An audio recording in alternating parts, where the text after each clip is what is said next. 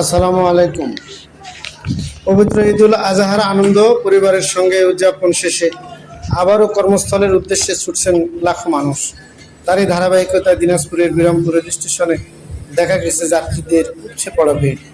দেশের বিভিন্ন অঞ্চল থেকে রাজধানী ঢাকা ও অন্যান্য কর্মস্থলে ফিরতে সাধারণ মানুষের এই ব্যাপক উপস্থিতি যেন এক ব্যস্ত কর্মজীবনের বাস্তব চিত্র তুলে ধরেছে। ঈদের ছুটি শেষ হওয়ার সঙ্গে সঙ্গে ট্রেন ধরতে সকাল থেকেই স্টেশনে ভিড় জমতে শুরু করেন যাত্রীরা। অনেকের পরিবার পরিজনের সঙ্গে আনন্দময় সময় কাটিয়ে আবার জীবিকার তাগিদে ফিরছেন কর্মস্থলে। কেউ সরকারি চাকরিজীবী, কেউ বেসরকারি প্রতিষ্ঠানের কর্মরত, আবার কেউ ব্যবসা কিংবা পেশার সঙ্গে জড়িত। সবার লক্ষ্য একটাই, সময়ের মধ্যে নিজ নিজ কর্মস্থলে পৌঁছানো। বিরামপুর রেল স্টেশনের সরেজমিনে দেখা যায় ট্রেনের জন্য অপেক্ষমান যাত্রীদের দীর্ঘ সারি। টিকিটধারী যাত্রীদের পাশাপাশি অনেকেই দাঁড়িয়ে আছেন ট্রেনের অপেক্ষায়। ট্রেন স্টেশনে প্রবেশ করতেই শুরু হয় উঠানামার বাস্তবতা।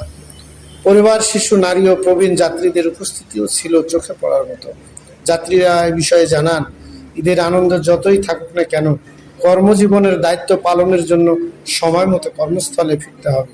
তাই কিছুটা ভোগান্তি হলেও তারা ট্রেনকেই বেছে নিয়েছেন নিরাপদ ও সাশ্রয়ী পরিবহন হিসেবে। তবে অতিরিক্ত যাত্রীদের চাপের কারণে অনেককে দাঁড়িয়ে যাত্রা করার প্রস্তুতিও নিতে হচ্ছে। অন্যদিকে রেলওয়ে কর্তৃপক্ষ যাত্রী সেবা স্বাভাবিক রাখতে বিভিন্ন পদক্ষেপ গ্রহণ করেছেন বলে জানা গেছে। নিরাপত্তা ব্যবস্থা জোরদার করার পাশাপাশি যাত্রীদের সুশৃঙ্খলভাবে চলাচলের জন্য প্রয়োজনীয় ব্যবস্থা নেওয়া হয়েছে।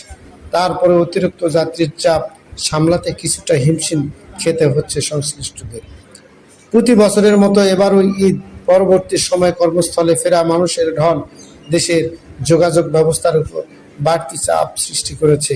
তবুও মানুষ আশাবাদী, নিরাপদ ও নির্বিঘ্নে যাত্রার মাধ্যমে তারা দ্রুত নিজেদের গন্তব্যে পৌঁছাতে পারবেন।